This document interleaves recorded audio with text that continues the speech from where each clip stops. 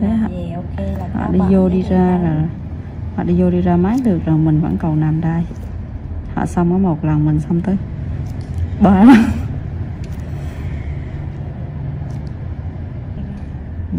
Cái gì quá.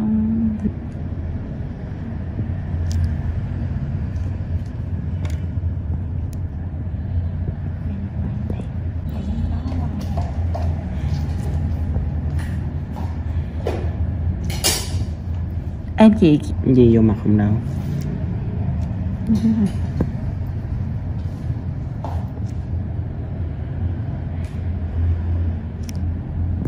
Bạn ném đào soi cho mình.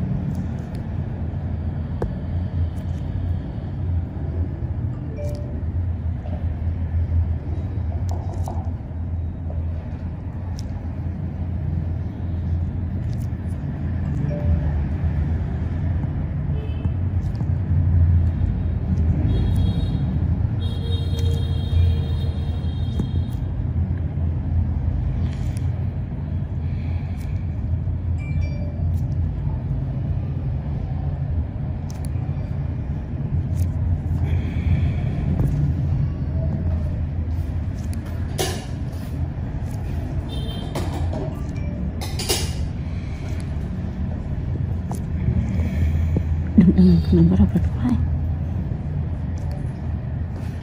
Nóng chị bọc quạt cho.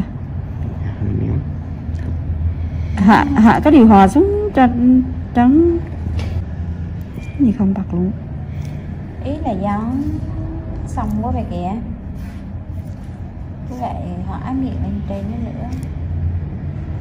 Ủa chứ mấy chị cái xong bên đây mấy chị hỏi miệng bên đó lại. Khi quay thế không phải hỏi miệng đây mà bật bên kia.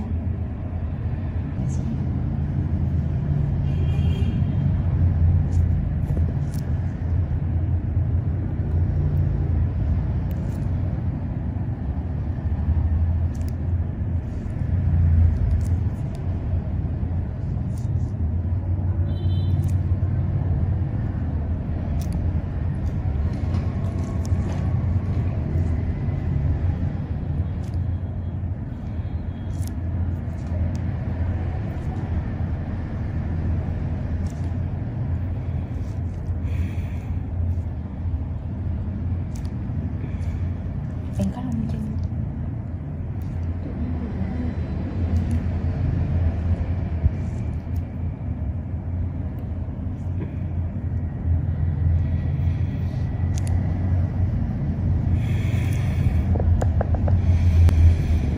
Đừng tối quá đó chị. Hay là mình lấy điện thoại ra mình xài đây.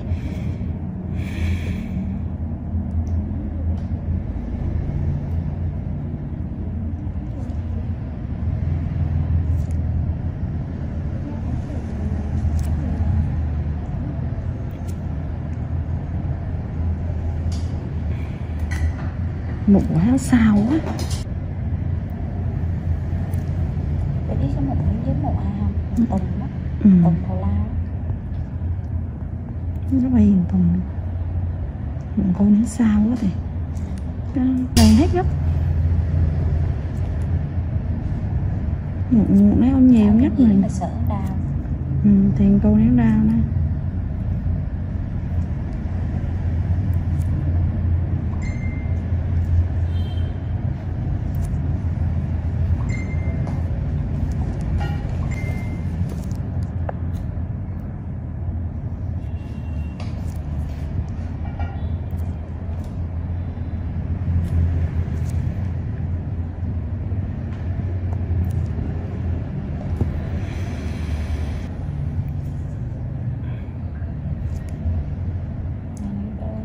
Trước 7 giờ.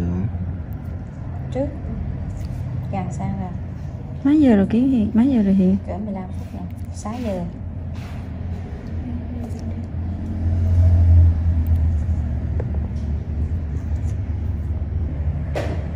Cố gắng còn máy học của bàn tay nữa thôi.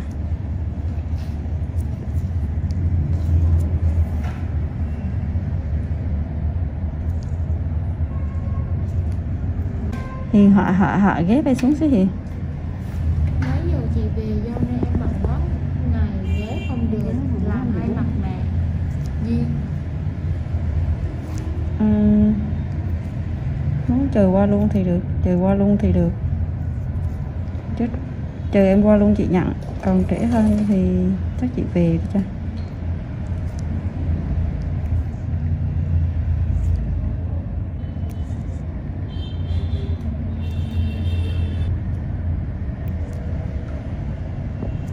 Kêu ráng mai qua làm em thì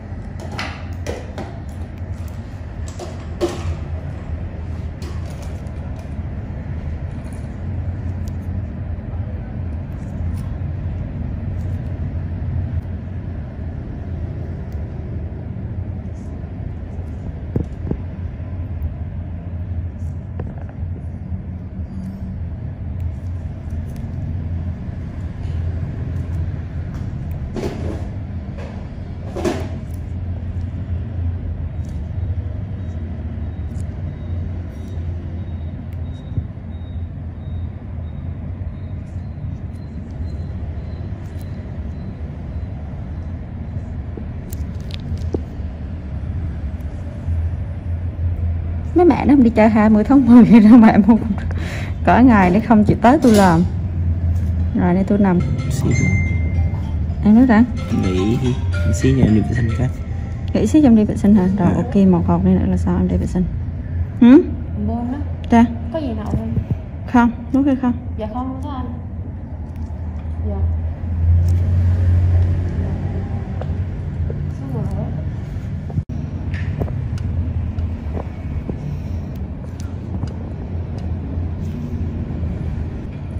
Hiền đãi cái đàn đi tới xí nữa giùm chị cái Hiền. Không, đàn bên đây nè. Tại mà đã hướng xuống á Hiền ạ, đừng có đã hướng lên là cắn đèn cắn vậy thôi. Ấy xuống, ấy xuống. Ấy xuống.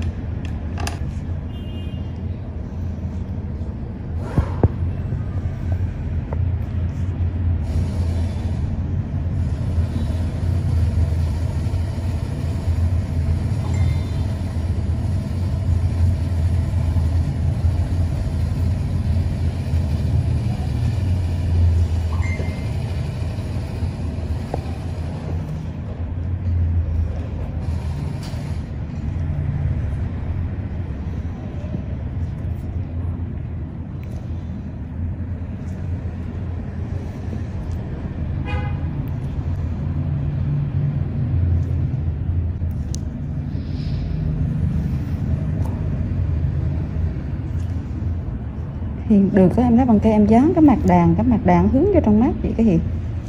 Chị chẳng thấy được.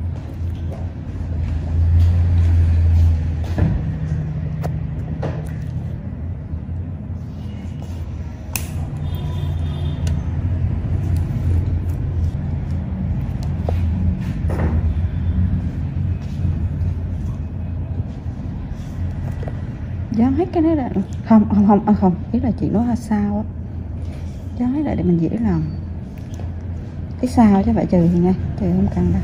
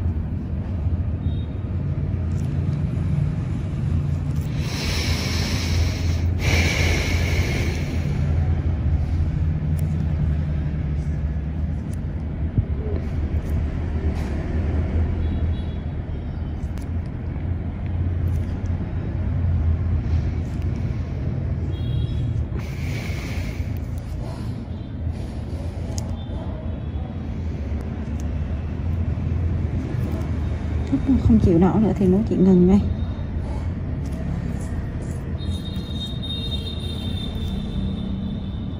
Nhiều này. Nhiều quá, chị làm kỹ cho anh thôi đấy rồi. Nhưng mà cảm thấy không chịu được nữa thì thôi, ngưng đây, chị ngưng ra.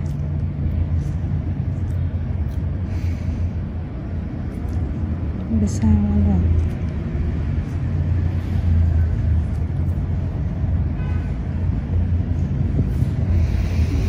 Cái này học một lần sáng đỡ ta Nam. Nam sáng lên lại.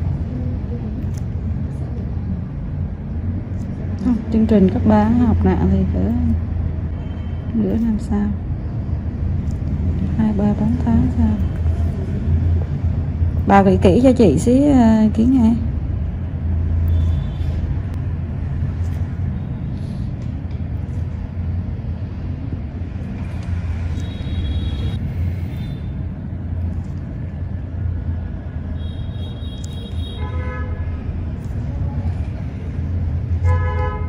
Già dễ sợ không? Ngủ xí xí mà già. Cho nên hắn không có đãi lên được. Chứ ví dụ như mấy cái đầu đen khó hẳn sẽ khô lại nó đãi thành rất ra. Còn không sao á, chỉ cứ rưới rộng chờ họ tử rồi. Chờ nó viên lên.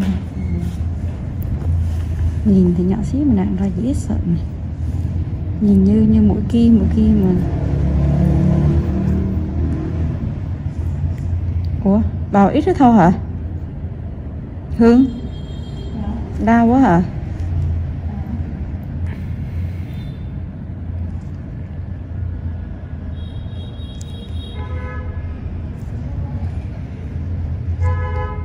Già dễ sợ không? Ngủ xí xí mà già. Cho nên hắn không có đãi lên được. Chứ ví dụ như mấy cái đầu đen khó hẳn sẽ khô lại nó đãi thành rất ra. Còn không sao á, chỉ cứ rưới rộng chờ họ tử rồi. Chờ nó viên lên. Nhìn thì nhỏ xíu mà nặng ra dễ sợ này. Nhìn như mũi kim mà.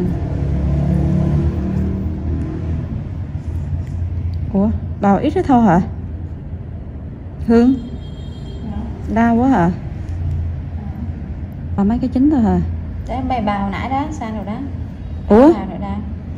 Đó đi chập đi bài tiếp cho. Dưới Với còn cái màu ra máu nhiều không? dạ nhiều. Bào thêm cho chị đi.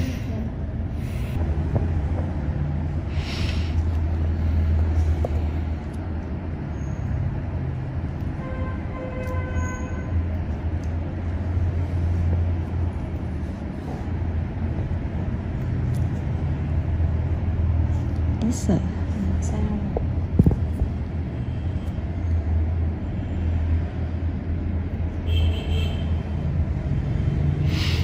Rồi. Đi chị nhẹ là xem.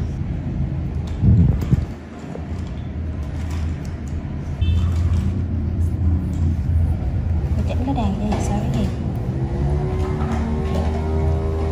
Cái chó. Đây này. Lâu quá rồi. Ở đây nó để bữa sau qua làm thì công nó dài quá rồi.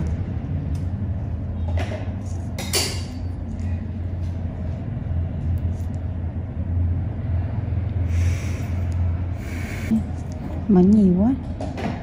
Nhiều quá luôn á. Nhiều quá. Dài hết cả mặt. Có một câu ông Kỳ thằng nó dễ sợ rồi. Thằng nó lì rồi. Lì thiệt luôn. Bình thường. Nặng dễ sợ bình thường.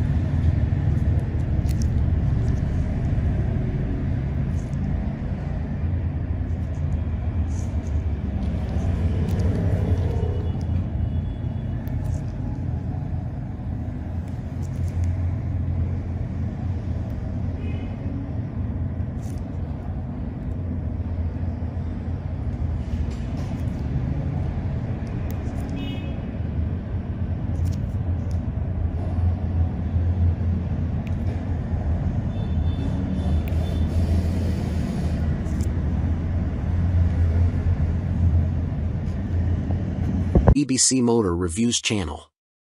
Honda Valkyrie F6C, 1996 to 2005, review. Basically a stripped-down Honda GL 1500 Gold Wing, with lower gearing and 6 carbs. The Honda F6C Valkyrie is actually reasonably good fun to ride, and some might say it's best-made motorcycle in America. The Honda Rune 1800 looks like some kind of Dan Dare spacecraft. Mental. Ride quality and brakes. Here, the Honda F6C Valkyrie surprises many riders. So long as there's plenty of advanced planning, the motorcycle can be made to go around a corner fairly fast, for a cruiser, and still offers a luxurious ride on motorways. The Honda Rune 1800 is more ponderous, but then you'd want to travel slowly so people could stare for longer. The Honda Valkyrie's big problem for many cruiser riders is that it just isn't a V-twin.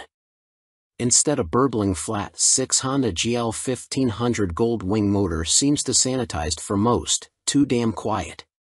Sure, the Honda F6C Valkyrie's 100 brake horsepower motor is enough to send the thing whizzing along in unfeasible speeds, but it's easily out-accelerated by the Triumph Rocket 3, any old Yamaha VMAX, and a whole boatload of rival power cruiser motorcycles these days. The Rune 1800 isn't really any faster. The Honda F6C Valkyrie rarely goes wrong, ever. It is a beautifully made motorcycle, with lavish chrome, thick paintwork and an engine that can cover 100,000 miles with basic oil/filter changes. The main problem with the motorcycle is keeping its hundreds of nooks and crannies clean. Double that cleaning time on the Honda Rune 1800. Our Honda Valkyrie FC6 owners' reviews show a very reliable bike, which is the norm for Hondas. For most of its life it was available as a personal import from the USA, and there aren't that many around, which keeps resale values high. Honda F6C Valkyrie motorcycles with the hard luggage touring kit on seem to be sought after. Buy a good used motorcycle and you can 5 years biking for about $2,000 in depreciation. The Honda Rune 1800 costs big bucks and is for lotto millionaires and poseurs only. Huge brakes, beefy forks and a proper 2-person saddle are some of the useful features on the Honda F6C Valkyrie. It could use the reverse gear of the Gold Wing, and there's no screen as standard on the Honda F6C Valkyrie. Naturally, there's a whole phone book of accessories to be had, from both Honda and US aftermarket motorcycle accessory suppliers. Sci-fi bodywork on the Rune looks stunning.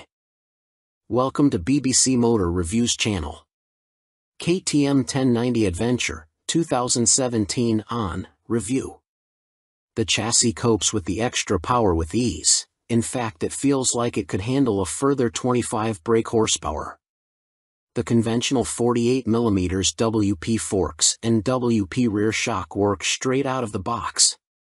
The forks are non-adjustable, but on our test route that didn't pose any problems. A 170-section rear tire and the 1090's relatively low weight enable it to be hustled with ease. Boring it certainly isn't. Unfortunately, we had less than ideal conditions to test the new 1090, but wet riding did highlight the bike's rider friendliness and near-perfect fueling at low speeds. There are 3 riding modes: Sport, Street, and Rain, with an optional off-road setting. Each mode changes the engine characteristics and level of traction control intervention. Although it's called the 1090, the engine is the same 1050 cubic centimeters motor as used in the outgoing 1050 Adventure. In the old model, KTM restricted it to 95 brake horsepower, but they've unleashed an extra 30 brake horsepower for the 1090, pushing peak power to 125 brake horsepower and torque to 80.4 ft-lb. On the road, it deals like KTM have thrown a bottle of vodka into the punch bowl along with a dozen cans of Red Bull. The 1090 is much livelier and more fun to ride, yet still has the ease of use of the original 1050. Confusingly, KTM also offer a 95 brake horsepower version of the 1090, which can then be restricted further to 47 brake horsepower for those on an A2 license. KTM's LC8 engine is a proven motor by now, with few problems to report, and KTM's Adventure family are well built. The 1090 Adventure comes in much cheaper than the more premium competition, without skimping on quality. The standard price of £11,299 is good value, although the bike we tested would have cost £12,800.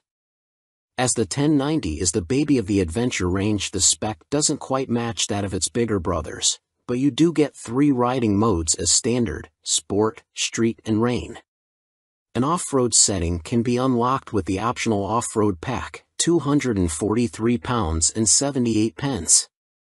Traction control and ABS are standard but not lean sensitive, and the TC can't be deactivated on the move. Old-style clocks remain. Welcome to BBC Motor Reviews channel. Cinis Akuma 125, 2022 on review. Priced at £2,599, the Akuma significantly undercuts the popular Honda MSX 125 Grom, which is its obvious target. And though my preference is for traditional-looking bikes with a retro feel, like the WK Scrambler or Cinis' own Outlaw, after riding the updated Akuma, I'm genuinely impressed. Ride quality and handling are altogether spot on, and though not the outright fastest, it's plenty quick enough. Yes, perhaps the seat leans you a bit too far forwards, and at 6 foot tall my knees are a bit high, but this aggressive style and involving feel make the Akuma a confidence-inspiring and solid first ride for any newcomer. If I wasn't a skint student on part-time wages, I'd buy one without a moment's hesitation. Can't say much more than that. For 2022, the Cinis has larger 14 inches wheels, upgraded from the previous 12 inches. Still small, they improve handling and give a stable feel around corners, while still making the Akuma very agile at low speed and in close quarters. The handling is smooth too, thanks to the suspension and low center of gravity, and with the seat pushing you forwards you can really feel every inch the bike. Leaning forwards into corners and tucking in on the straights, the Akuma might be a modern monkey bike but rides like, well, a proper bike. They call it the Mini Monster, and it deserves the nickname, being a down-to-earth yet modern bike that both looks and rides the part. Being angled steeply forward means the seat does affect comfort, and with the abrupt shape of the tank you need to be gentle with the brakes. The Akuma is also very compact. It's physically smaller than my own WK Scrambler 50. However, although perhaps better suited to smaller riders, with its 820mm seat height, the Cinis happily supports 6 feet of teenager. Both the front and rear brakes very good, and they're combined, which means the front is linked to the rear. There's no ABS, however. Being air-cooled instead of liquid-cooled doesn't really match the modern style of the Akuma, and with 9.7 brake horsepower it's not as powerful as other more modern bikes. However, this also means welcome simplicity, and you'll get your money's worth of reliability. It's also fast enough. Accelerating sharply and with a more than adequate 67 miles per hour indicated top speed, the Akuma feels swift and has the smoothest, easiest gear change of any 125 cubic centimeters bike I've ridden. Most noticeable of all the Akuma's features is the 3-tiered exhaust. It's not just an eye-catching MV Agusta styling trick, but 3 fully functioning pipes that sound ace as well as looking great. With aggressive shapes, new blacked-out finishes, steel trellis frame, which is non-structural, and its raised tank giving the look of an arched back and so resembling a big cat, go on, imagine, riding the Akuma makes me feel like I stand out from the crowd. Which is important for the teenage market. Switchgear, components and overall finish look and feel pretty good for a $2,500 bike. Some fasteners and smaller parts will need coating with anti-corrosion treatment for winter use, but that's true of some bikes costing 5 times as much. And overall the Cinis does a good job of disproving preconceptions about cheap, flimsy Chinese bikes. Honda's trendy MSX 125 Grom costs £3,849. Yes, it's a bit nicer finished than the Cinis and will hold its value better, but it's only got the same power, and the extra £1,300 over the Akuma can be a big ask for a cash-strapped teen. Benelli's TNT 125 is also made in China and costs the same as the Cinnies. It's got a couple of horses more and a neat-looking trellis frame, but it's also a tad gaudy and in your face. Picking between them is as much down to their image and personal preference as anything else. Tech fan? You'll be interested to learn that the display now has multiple color options as well as brightness settings. At first, I thought it was just another knick-knack, however it is helpful especially in changing weather or when looking through a tinted visor. And it's like socks with days of the week on, every day can be a new color. The display is also crystal clear and comes with a small array of function as expected: time, trip, odometer. Something that I quite like are the large buttons that the Cinnies uses. None of this tapping the wrong control malarkey, just big simple buttons, easy as you like. 2019, Cinnies Akuma launched late in the year as a 2020 model. Modern monkey bike with air-cooled 4-stroke single and 12-inch wheels. 2022, upgraded with larger wheels, jazzy new clocks, plus more refined styling and colors. Replacing the stock bike's KYB suspension, the SP features Gen 2 Öhlins semi-active suspension, NIX30 SV forks and a TTX36 SV shock, which automatically controls the damping levels while leaving spring preload manually adjustable. Featuring spool valves rather than traditional needles valves, which Öhlins claim deliver faster adjustment and a more accurate responsiveness at the low and high ends of the adjustment range, the SP suspension can be set in one of 3 semi-active damping modes, A1, A2 or A3, or one of 3 manual setting, M1, M1 or M3, which remove the semi-active function and allow fixed damping settings to be selected via the dash. An incredibly impressive system, the semi-active suspension responds to undulations in the road surface instantly, smoothing them out and making the SP feel like it is gliding over the bumps. Harsh ones still give you a kick, but unlike on a conventional system, the semi-active damping instantly recovers and keeps the MT nicely composed, a feature that reduces its tendency to shake its head when exiting bends under hard acceleration. On the UK's roads, A2 is the best option for bumpy B roads where A1 suits fast smoother road better and A3 is more for straight line cruising, as when the pace ups it feels a bit soft at the rear end. And the SP's brakes are better too. Fitting braided steel lines can make a bike's brakes feel horribly dead at the lever as they lack rubber lines comforting initial squish. However, on the SP there is still enough feel to allow you to apply small amounts of pressure accurately via the new Brembo Radial Master cylinder. They don't scream race bike and aren't as fierce in their bite as some rivals' setups, but are fine for use on the road, and it is great to see the SP and stock MT now featuring cornering ABS thanks to the addition of an IMU in this latest generation. Good and bad news with the new Euro 5 compliant engine.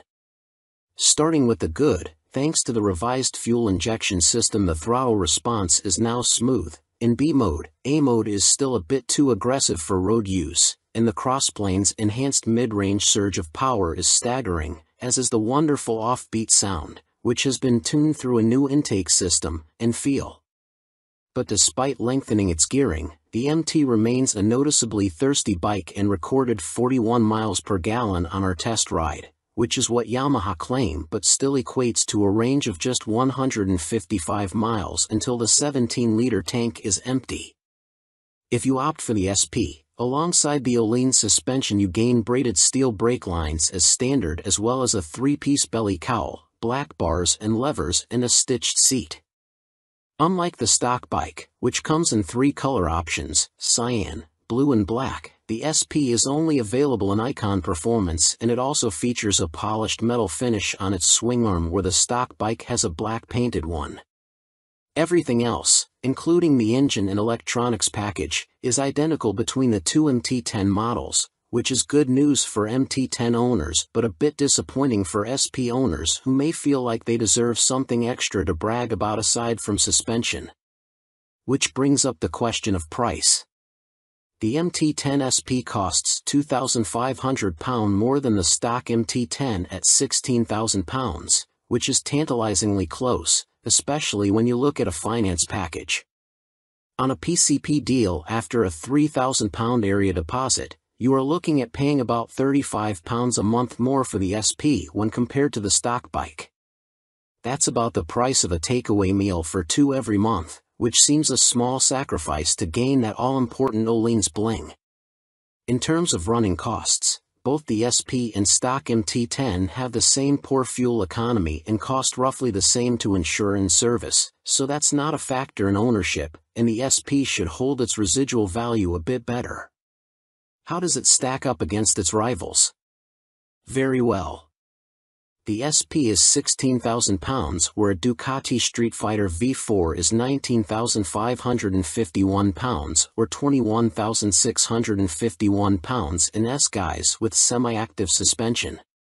The Aprilia Tuono V4 factory is £16,900, the KTM Super Duke EVO £17,899, Triumph Speed Triple 1200 RS £15,500, which lacks semi-active suspension, and the Kawasaki ZH2 SE £19,079. Sharing the same tech package as the stock MT, the SP is no less impressive when it comes to its safety assists. Thanks to a 6-axis IMU, you get cornering ABS and TC as well as slide control and anti-wheelie that sit alongside an up/down shifter, engine braking control, cruise control and variable power modes, all of which are controlled via the new 4.2-inch color TFT dash, which lacks connectivity.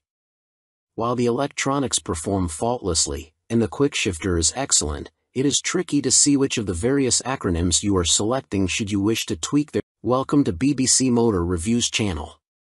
Triumph Rocket 3, 2020 on review. Suspension, steering and stopping are all worlds ahead of the previous Rocket 3, and as a result it now feels like a laughably large but comprehensively capable motorcycle, rather than a cartoon cruiser caricature. Related, 2020 Triumph Rocket 3 TFC news on MCN. First impressions might be dominated by the rocket's vast proportions and the curiosity factor of cramming a motor larger than a typical family car between two wheels, but after a day spent studying the quality details, experiencing the meticulously managed power and appreciating the enormous improvements and refinement, you walk away feeling thoroughly impressed. The new Rocket 3 is exciting, eye-catching, attention-grabbing and pulse-raising, yet avoids straying into feeling frivolous, ridiculous, or pointless.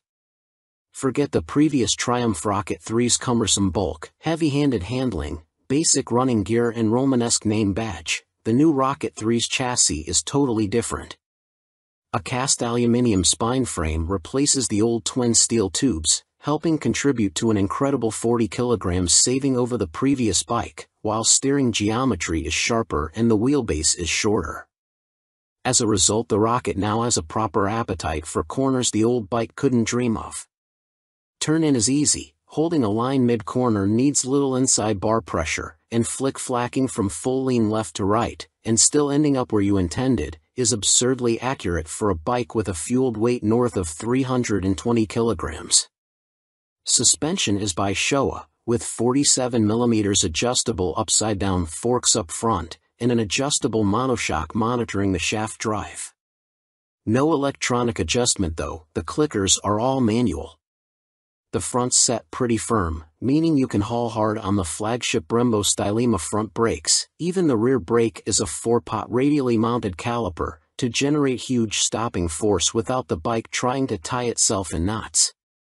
Ride quality is generally good, though the short travel shock, just 107mm, has to work hard and can feel bouncy.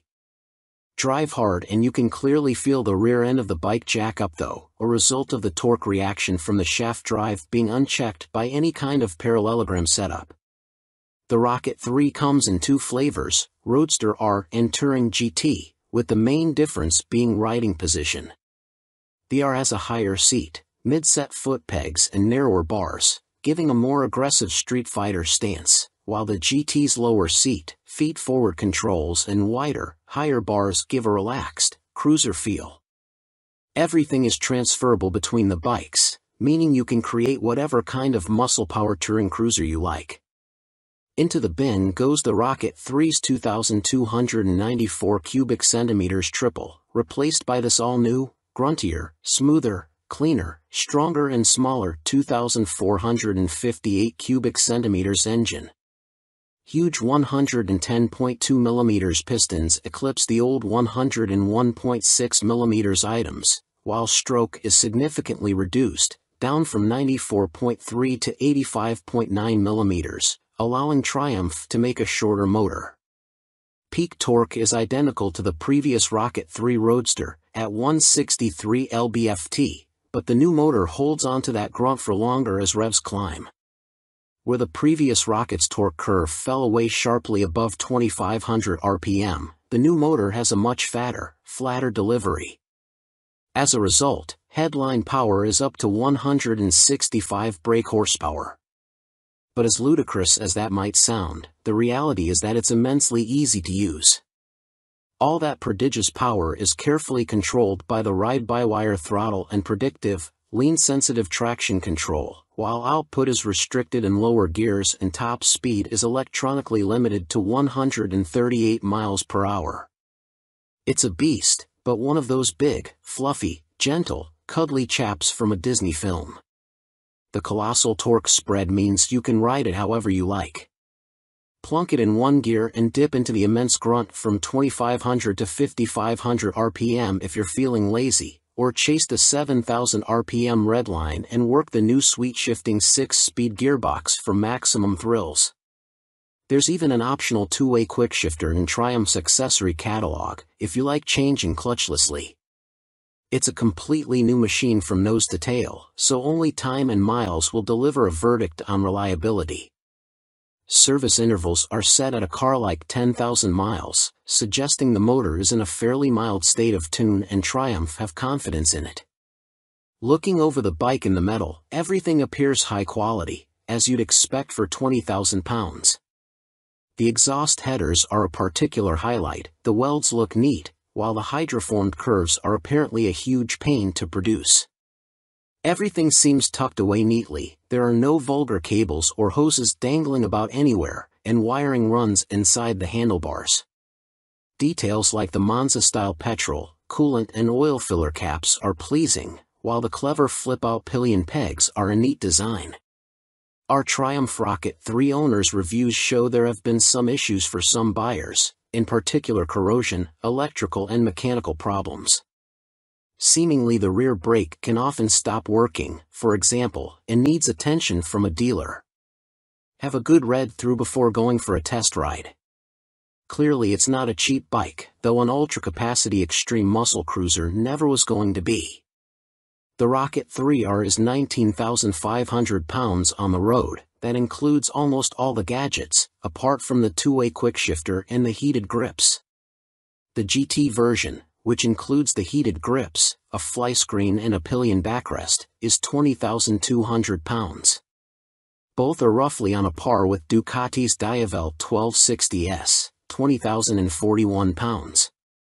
A Harley-Davidson Fat Bob 114 starts at 15,825 pounds. But doesn't have a fraction of the Triumph's tech, torque, pose or poise. If you want to go properly left field, a Moto Guzzi MGX21 is 19,999 pounds. Running costs probably won't be any kinder on the wallet. Triumph claimed the motor returns 41 miles per gallon, but our test ride suggests it's closer to 35 miles per gallon. That 240 section, 16-inch rear tire isn't cheap either. Sign picking the bike up in March. I have had a headlight replaced under warranty, main beam sticking on, and the second which has really put me off was the rear brake losing all braking power. It has been back to my dealer who changed the fluid for a better one but was told that Triumph know there is an issue and they are working on it. I thought anything to do with brakes on a 163 pounds of torque monster would be the #1 agenda. First service only. The fuel economy is not bad so far, 43 to 45 miles per gallon. That is with occasional spirited riding thrown in. 2 stars is because after 6 months I was offered 13,500 pounds from the dealer to buy it back. Even WBAB offered considerably more, so not much faith in the brand and will likely be going back to BMW. Equipment. The Brembo brakes are top-notch. The stopping power and feel is superb, the ride comfort is less so. I am a big old guy and no matter how I try to adjust the rear suspension, the ride is harsh on anything but smooth tarmac. The roads in Herefordshire where I live are amongst the worst in the UK and backache sets in after about 2 hours. I have purchased an Airhawk DS seat pad which has transformed the comfort, but it's still not all day comfy like my old Rocket. The tank is so wide you have to ride legs apart, which at motorway speeds the wind blast makes your hips ache trying to keep tucked in. In the end, I made and fitted a pair of Perspex front fork air deflectors to solve the discomfort. I didn't go for the quick shifter or the navigation package, as for me they don't offer much in the way of the overall riding experience. The TFT display is good, but on some settings it is too fussy and hard to read.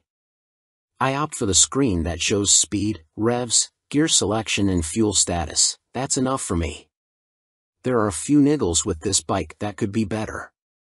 The original screen doesn't give much wind protection and the rear hugger design is total crap. In the rain you get covered in road crud halfway up your back.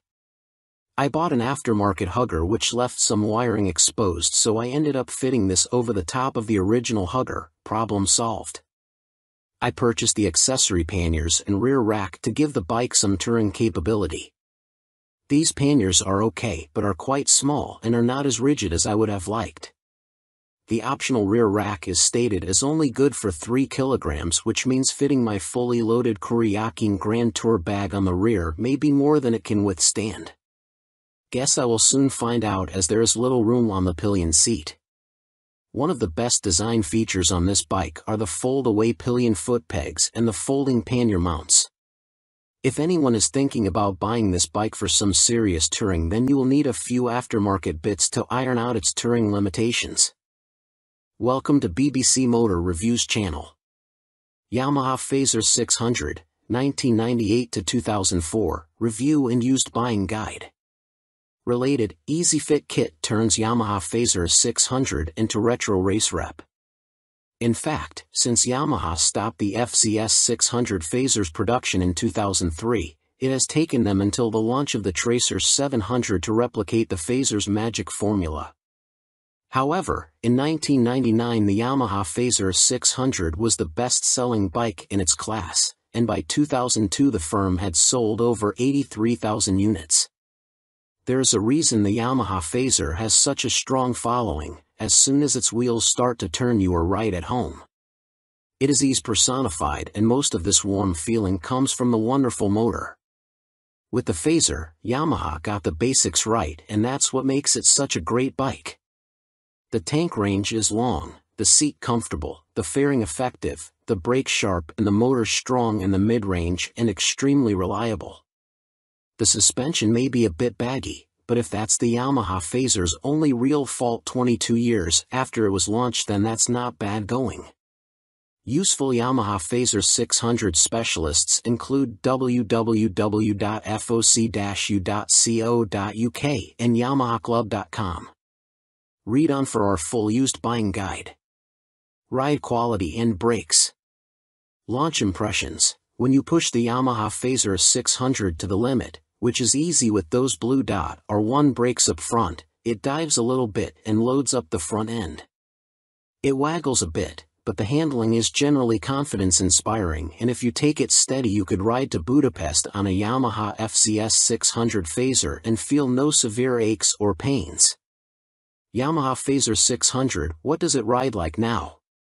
With limited suspension adjustment, post-2000 models have variable damping in their forks. The Yamaha Fazer is a bit wobbly in the corners, and the Sumitomo calipers shared with the R1 quickly overwhelm the forks when you brake hard. But where on some bikes this is an annoyance, on the Fazer it makes you giggle and adds to the amusement factor. There's just under 100 brake horsepower in the Yamaha FZS 600 Fazer's detuned Thundercat 600 cubic centimeters, 4-cylinder engine, and that's plenty for backroad fun, as well as motorway commuting if needs be. The Yamaha FCS 600 Phaser delivers its power in a wide spread, and the 6-speed gearbox is there if you feel like playing tag with sports bikes. Yamaha Phaser 600. What's the drivetrain like now? The inline-4 is beautifully smooth and has that lovely mid-range pull you get with an old long-stroke unit. It's not revvy or buzzy like the FC6's engine, it's just silky smooth and full of drive. The gearbox may be showing its age, the linkage is notoriously sloppy when worn, but it clunks into gear with a reassuringly solid feel, and the bike is more than happy to break the national speed limit when asked. The Yamaha Phaser is a fairly well-made motorcycle, and except for the black painted downpipes rotting away, or the brake calipers seizing up, the Yamaha Phaser doesn't suffer big problems. It can rack up very high miles with regular servicing. Apart from its thirst for fuel, it would make a great dispatcher's motorcycle. Yamaha Phaser 600 reliability. We've got a whopping 52 Yamaha Phaser 600 owners reviews on the site, and the bike scores 4.6 stars out of 5 overall, with the same score for build quality and reliability. This is an incredibly high score, meaning it's safe to say you can depend on the Phaser 600. Minor issues include the Phaser lacking more modern equipment such as more electronics, but this is an old bike now. You can't expect the world. Its value more than matches its spec. Yamaha Phaser 600 common problems. Early ignition barrels aren't very strong. Check it works smoothly and that the ignition key works the fuel cap and seat lock. The headlight bracket bends if the bike is in an accident and few people replace it, so always check the fairing looks square on the bike. The steel swing arm can trap water and rot around the chain adjusters, so inspect this area well for any obvious rust damage. The Phaser has a 110/70 front tire, and as a result tire choice is limited. You can fit a 120/70, but this can interfere with the mudguard. Yamaha Phaser 600, a mechanic's take. By Chris Spinks, Chief Instructor, Metropolis Training School. The key factor when buying a used FCS 600 Phaser is seeing if it goes into second gear. First gear on the Phaser is quite short, and the jump to second puts a lot of strain on the gearbox. This can cause the second gear selector fork to bend, and that leads to a really stiff change and eventually a broken gearbox. On a cheap bike such as a used Phaser, that can write the bike off as replacing it is not economically viable, as a complete gasket kit costs £500. That said, when I destroyed my Phaser's gearbox on a track day, I bought a new motor for £400, and swapping them over was fairly simple.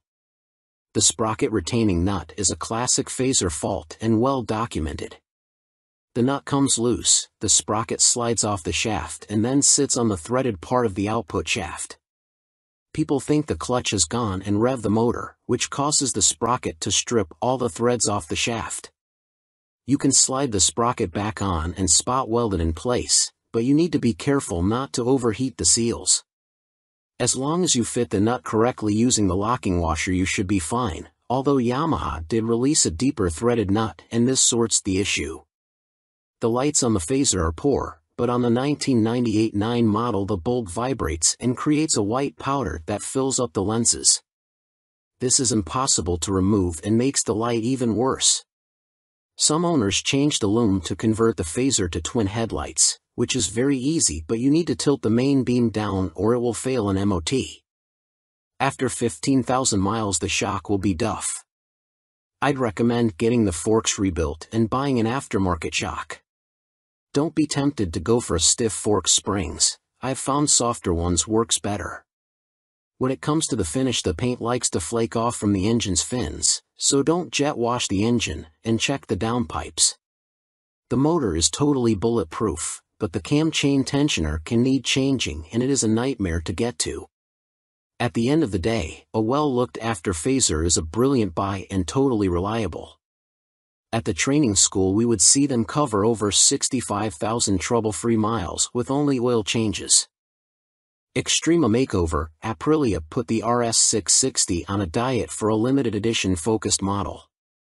Alongside the surprise launch of their 2023 BX450, Bimota have shed more light on supercharged Tessie Tourer currently in development. Now officially called the Terra, we first caught glimpse of the bike as a basic design sketch at the 2021 EICMA show, with a spokesperson for the Rimini firm later confirming to MCN that it would be powered by the 4-cylinder motor found in Kawasaki's Ninja H2SX range. Never before have Bimota been present in this market segment, Bimota COO, Pierluigi Marconi, said in a statement. No one has this much fun and function in one package. The Terra is an attention grabber that will act like a halo for Bimota by attracting further consumer attention to our impressive vehicle lineup, he continued. Although details remain scarce, Bimota have gone into some depth on the new steering system, which sits diagonally between a front subframe and the front wheel. There are no front forks like a conventional motorcycle, which should aid front-end stability and the ability to trail brake into a corner.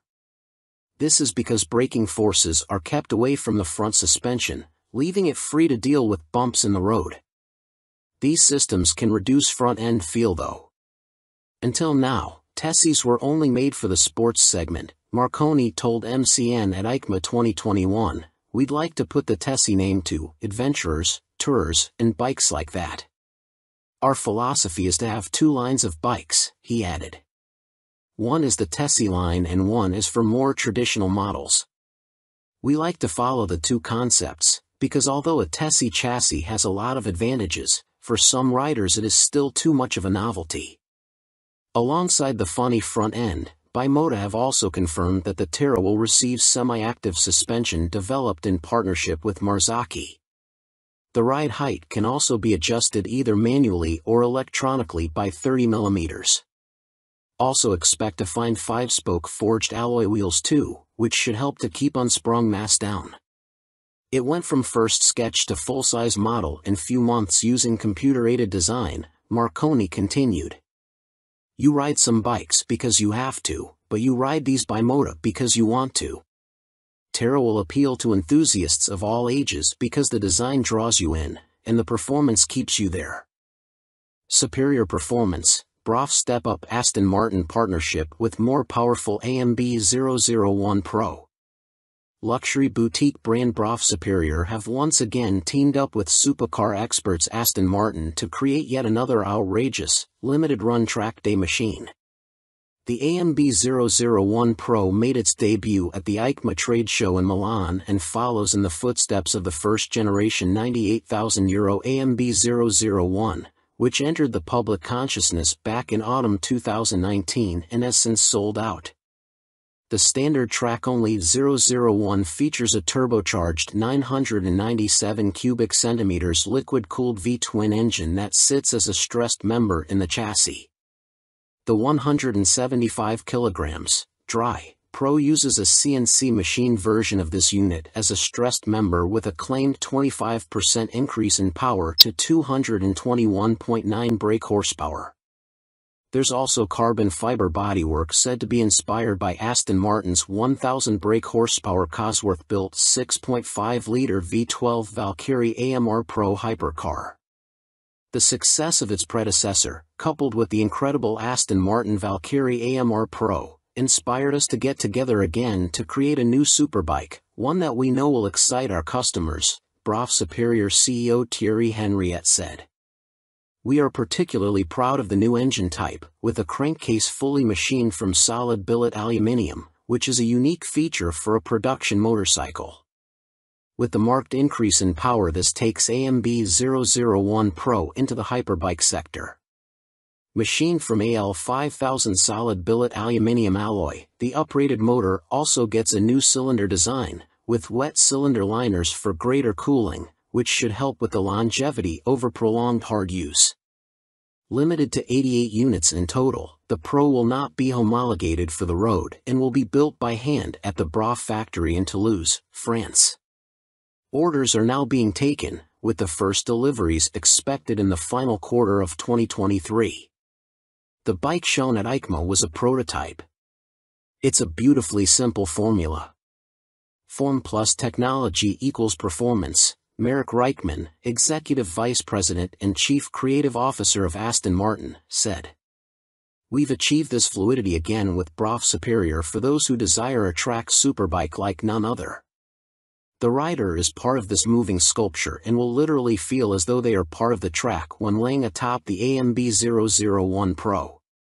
But it's not all about engine performance. A quick glance at the side profile of the Pro reveals more extreme bodywork, with a more pronounced tail, winglets, and a rear carbon disc wheel design. There's still next to no front wind protection though, which could be unpleasant at speed and take away from the riding experience. Gone is the underslung exhaust exit from the standard 0012, with a single pipe on the right side of the bike protruding above the fat 200 section rear tire and shark-like aero wing.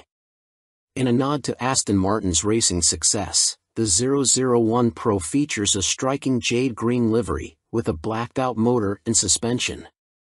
This suspension system comes in the form of a front double wishbone setup adjustable for preload and rebound, plus a rebound and preload adjustable monoshock. Naked Ambition, CF Moto unveil NKC22 concept. CF Moto weren't short of new bikes to show us at the EICMA trade show in Milan, including this naked roadster concept called the NKC22. The bike uses an 800 cubic centimeters parallel twin engine, presumably the same KTM 790 lump used in KFMoto's 800 metric tons models, but wrapped in a lightweight, sporty chassis. This concept version is covered in forged carbon bodywork with an engine fairing that doubles up as an aerodynamic wing. Front forks are heavy-duty upside-down units and look to be fully adjustable, while at the back a stylish single-sided swing arm holds a rear wheel blanked off with carbon inserts. CF Moto reside at the economical end of the motorcycle market, and so even this concept version gets J.1 brakes rather than the full Brembos used on last year's track-focused SRC21 concept. Twin SC Project exhausts complete the aggressive, sporty look and would, from the looks of them, far exceed UK homologation noise limits, so expect something more sensible on the finished bike. The M button on the left switchgear and the word Street on the bottom of the TFT display suggest that a selection of rider modes is available with up and down buttons for cruise control also included. And the telltale phone symbol elsewhere on the screen means there's smartphone connectivity, too.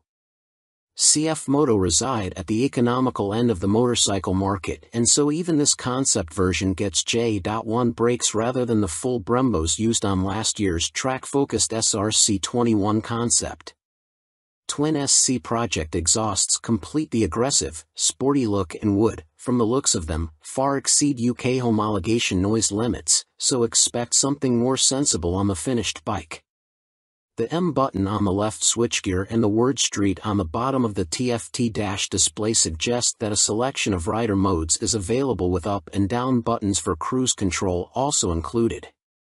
And the telltale phone symbol elsewhere on the screen means there's smartphone connectivity, too. Naked Ambition, CF Moto unveil NKC22 concept. CF Moto weren't short of new bikes to show us at the EICMA trade show in Milan, including this naked roadster concept called the NKC22. The bike uses an 800 cubic centimeters parallel twin engine, presumably the same KTM 790 lump used in KFMoto's 800 metric tons models, but wrapped in a lightweight, sporty chassis. This concept version is covered in forged carbon bodywork with an engine fairing that doubles up as an aerodynamic wing. Front forks are heavy-duty upside-down units and look to be fully adjustable, while at the back a stylish single-sided swing arm holds a rear wheel blanked off with carbon inserts. CF Moto reside at the economical end of the motorcycle market, and so even this concept version gets J.1 brakes rather than the full Brembos used on last year's track-focused SRC21 concept. Twin SC Project exhausts complete the aggressive, sporty look and would, from the looks of them, far exceed UK homologation noise limits, so expect something more sensible on the finished bike. The M button on the left switchgear and the word Street on the bottom of the TFT display suggest that a selection of rider modes is available with up and down buttons for cruise control also included. And the telltale phone symbol elsewhere on the screen means there's smartphone connectivity, too. CF Moto reside at the economical end of the motorcycle market, and so even this concept version gets J.1 brakes rather than the full Brembos used on last year's track-focused SRC21 concept. Twin SC Project exhausts complete the aggressive, sporty look and would, from the looks of them, far exceed UK homologation noise limits, so expect something more sensible on the finished bike. The M button on the left switchgear and the word Street on the bottom of the TFT dash display suggest that a selection of rider modes is available with up and down buttons for cruise control also included. And the telltale phone symbol elsewhere on the screen means there's smartphone connectivity, too. Fantic released their first twin, the Caballero 700 Scrambler. Fantic has revealed their first modern-era twin-cylinder machine with a 700 cubic centimeters Scrambler joining their Caballero range. Fantic are making the most of their partnership with Yamaha, announced at the beginning of 2021, as the bike uses the 689 cubic centimeters, liquid-cooled Euro 5 engine seen in the MT-07, Tenere 700 and R7. There has been no retuning of the CP2 twin either, as Fantic claim the Caballero will hit the showrooms in April next year, boasting 75 brake horsepower and around 50 lb.ft of torque, identical to the R7 and considerably more than the 40 brake horsepower and 31 lb.ft of torque of the Caballero 500 Scrambler. Elsewhere, the 700 sports the same 19 inches front and 17 inches rear, aluminium, spoked wheels as its small-capacity sibling. The engine sits in a single backbone-style frame made from CRMO steel attached to an aluminium swing arm, giving it a wheelbase of 1,460 mm, 35 mm longer than the 500 version. One of the most immediately obvious differences between the two capacity scramblers is the exhaust system. The new 2-into-1-into-2 setup runs under the engine, over the swing arm to exit in roughly the same position. Both machines have a seat height of around 830 mm. Connecting frame to wheel will be a 45 mm upside-down fork made by VRM Marzocchi. The Italian manufacturer also supplies the rear monoshock with preload adjustment. Brembo is the manufacturer of choice for the calipers, with a 4-piston unit gripping the 330 mm front disc and a 2-piston, 245 mm setup on the rear. In another first for Fantic, cornering ABS will be standard on the 700. The system will sense the bike's lean angle and fine-tune the braking response accordingly. Traction control also makes its debut to the Fantic lineup, with both rider aids and 3 rider modes, road, off-road and custom, manipulated via a 3.5 inches TFT display with Bluetooth connectivity. A 14-liter fuel tank may be a little on the small side, although the claimed 180 kilograms curb weight should prove competitive when it comes to commuting or a bit of back lane scratching. An expected price tag of around £9,000 may put some off, although stylish looks, proven engine and handling potential could tempt many. Stuart Prestige. By Stuart Prestige. All-weather rider with a penchant for long tours and hours in the saddle. You may also like. Honda released £30,000 limited edition McGuinness 100th TT Star Replica Fireblade SP. Who do you think you are, John McGuinness? Well, now you really can live out your TT fantasies, as Honda reveal they will build 30 examples of this CBR 1000RR Fireblade SP John McGuinness 100th TT Start Replica Edition in celebration of the road racing legend's phenomenal accomplishments on the island. The headline visual difference from the stock bike is the bold replica of the paint job John raced with for his 100th TT Start. But this is more than just a replica paint job, there's a whole host of other upgrades to add to the exclusivity. The stars align for me to be back on a Honda Fireblade for my 100th TT Start, says McGuinness. It's an awesome bike and has meant so much to me over my career. I'm proud of my connection with its place in TT history and of this, my replica. John McGuinness is the second most successful TT racer of all time, next to the late, great Joey Dunlop, and while revered as road racing legend, he has also had an exceptional short-circuit career, having raced in 24-hour world endurance races like the Bol d'Or and Le Mans, 500 cubic centimeters GPs, and the Daytona 200. He's a former British 250 cubic centimeters champion, has ridden in World Supersport and finished third in the 2009 British Superstock Championship. Making his TT debut in 1996, he won the Best Newcomer title in the 250 cubic centimeters class. 3 years later, he took his first win, the 250 cubic centimeters lightweight TT. Over the ensuing 2 decades, 1999 to 2019, he has accumulated an incredible 47 podiums and 23 TT wins, as well as being the first to break the 130 miles per hour lap barrier on a Honda Fireblade, no less. So, what do you get for your 30,000 pounds? In addition to the already high spec of the CBR 1000RR Fireblade SP which underpins the replica, the limited edition blade gets a full replica paint job incorporating gold detailing and a film strip showing all of John's TT starts on Hondas. Unsurprisingly, this is where it deviates from his actual race bike, which also pictured his TTs on other manufacturers' bikes, and 100th start sponsor logos.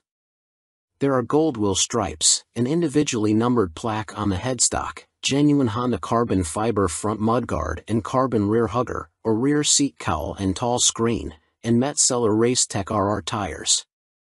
On startup there's a ring of fire screen animation as the display loads, and 30th anniversary logos on the smart key and laser engraved on the Akrapovic muffler, marking the machine's special place in Honda history.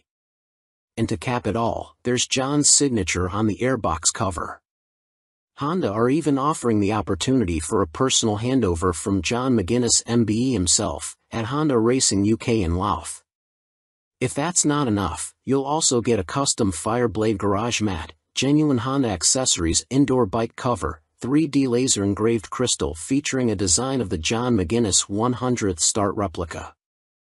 All inquiries and orders for the John McGuinness CBR 1000RR Fireblade SP 100th start replica are to be via the Honda dealer network, and if you want to see one in the flesh, it will be on display on the Honda stand throughout Motorcycle Live at the NEC from November 19th to 27th. Fantic released their first twin, the Caballero 700 Scrambler. Fantic has revealed their first modern-era twin-cylinder machine with a 700 cubic centimeters Scrambler joining their Caballero range. Fantic are making the most of their partnership with Yamaha, announced at the beginning of 2021, as the bike uses the 689 cubic centimeters, liquid-cooled Euro 5 engine seen in the MT-07, Tenere 700 and R7.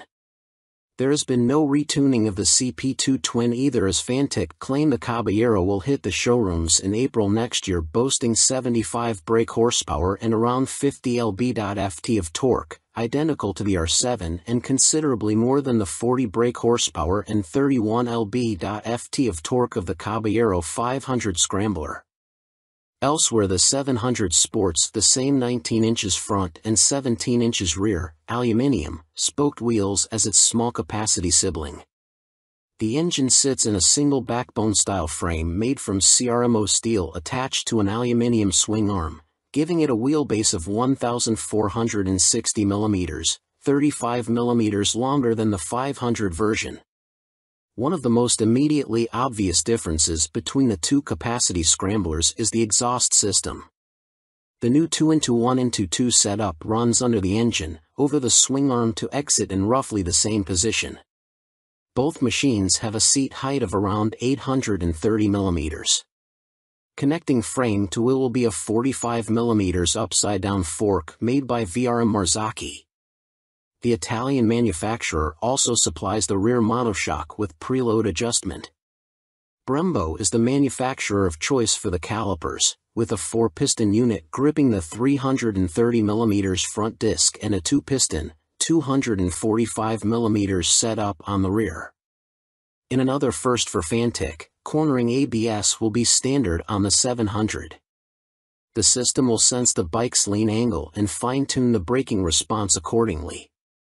Traction control also makes its debut to the Fantic lineup, with both rider aids and 3 rider modes, road, off-road and custom, manipulated via a 3.5 inches TFT display with Bluetooth connectivity. A 14-liter fuel tank may be a little on the small side, although the claimed 180 kilograms curb weight should prove competitive when it comes to commuting or a bit of back lane scratching. An expected price tag of around £9,000 may put some off, although stylish looks, proven engine and handling potential could tempt many. Stuart Prestige. By Stuart Prestige. All-weather rider with a penchant for long tours and hours in the saddle. You may also like 70s Superbike Stunner, MV Agusta Super Veloce 1000 Serie Oro. MV Agusta may not have been directly participating in the EICMA show in Milan last week, but it didn't stop them stealing the headlines with this stunning Super Veloce Serie Oro. The carbon-clad superbike uses the Brute Ale 1000RR as a base, meaning the same 998 cubic centimeters inline 4, producing a claimed 209.1 brake horsepower with a race kit installed. Inside this motor, you'll find a countershaft that rotates at twice the speed of the primary drive shaft with the aim of reducing vibrations and promoting faster cornering. You also get the same frame and single-sided swing arm, but now clad in carbon fiber bodywork inspired by MV's 1972 500 GP Racer. Sitting alongside the smaller, 3-cylinder Super Veloce 800, the Serie Oro is planned to hit dealers in the middle of next year at a price of approximately £50,000. In total, 40 elements of the bike are finished in carbon fiber, including a set of winglets that MV claim produce 39.2 kilograms of downforce at 199 miles per hour. You also get carbon fiber disc brake covers, which attempt to pay tribute to the drum brakes of old whilst also cooling the calipers, essential on a bike capable of such high speeds. MV Agusta also claim the design allows air to flow around the brakes towards the coolant and oil radiators for better temperature control. There are air vents along the carbon fairings, too. Despite the superbike credentials, the Serie Oro has deliberately been made more comfortable and less extreme than traditional circuit stars, and it features electronically adjustable Öhlins NIX forks for a high-quality ride. They are matched to an Öhlins TTX rear shock, which bolts directly to the swing arm. As you'd expect for a bike of this caliber, stopping power comes from premium Brembo Stylema monoblock calipers, which bite onto chunky front 320mm discs. You also get 5-spoke forged aluminium rims, and 4 under-seat exhausts, just unlike the company's landmark F4.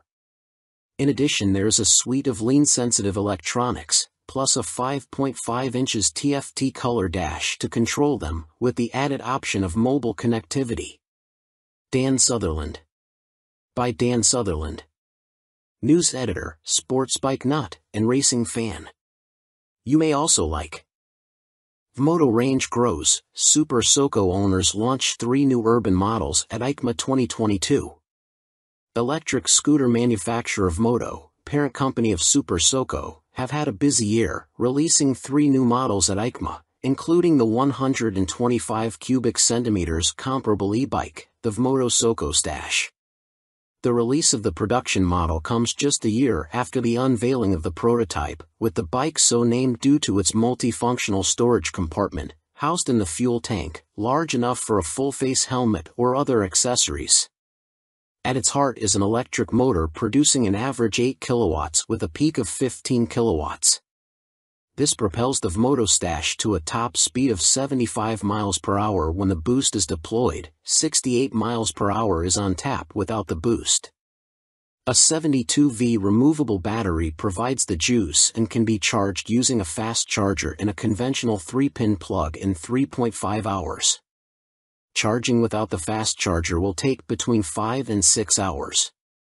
No range specifications have been released, but expect it to have the same 30-mile capacity of the Super Soco TS Street Hunter, which has the same top speed capability. A newly designed swing arm pivots off a solid, lightweight frame, driving a 17-inch rear wheel. A 17-incher is also fitted on the front, and ABS disc braking is standard. A relatively tall seat height of 830 mm awaits the rider, and the Stash has a curb weight of 143 kilograms. The company also unveiled their first dirt bike-style machine, which weighs in at just 84 kilograms. The machine comes in two models, the Vmoto On-R, which comes with road tires, or the OFFR, which is equipped with Nobla tires. The On-R/OFFR can be set up in either L1 configuration, comparable to a 50 cubic centimeters machine, or L3, which mimics a 125 cubic centimeters. In the L3 iteration, the bike can reach speeds topping 50 miles per hour, while the L1 configuration limits the top end to just under 30 miles per hour. Vmoto claim a range of up to 90 miles with recharge times taking 2 hours for the L1 configuration and 3 hours for the speedier L3. A die-cast aluminium frame cradles the 8 kilowatts motor, producing a claimed 190 feet per pound of instant torque. A swing arm with a single rear damper secures the belt-driven, rear-spoked wheel. No retail price has been provided. The Vmoto Soco F01 scooter is, technically speaking, not a new bike, as it was available as part of a commercial fleet, but now will be available to the general public, the company also announced at EICMA. The urban commuter will, like the On/OFFR models, will be available as an L1 or L3 configuration. A 2 kilowatts or 4 kilowatts, L1 and L3, motor will get the rider up to a maximum speed of 27 miles per hour for the L1 and 45 miles per hour for the L3 model. Vmoto claim a range of between 50 and 60 miles dependent upon the setup and riding style. The charging time of the removable battery is 3.5 hours with a fast charger using a domestic 3-pin plug, or 6 hours without the fast charger. Coming in at 110 kilograms with a seat height of 855 millimeters, the F01 should prove a popular choice for city transportation. The F01 will be available in white, light or dark blue, red and black.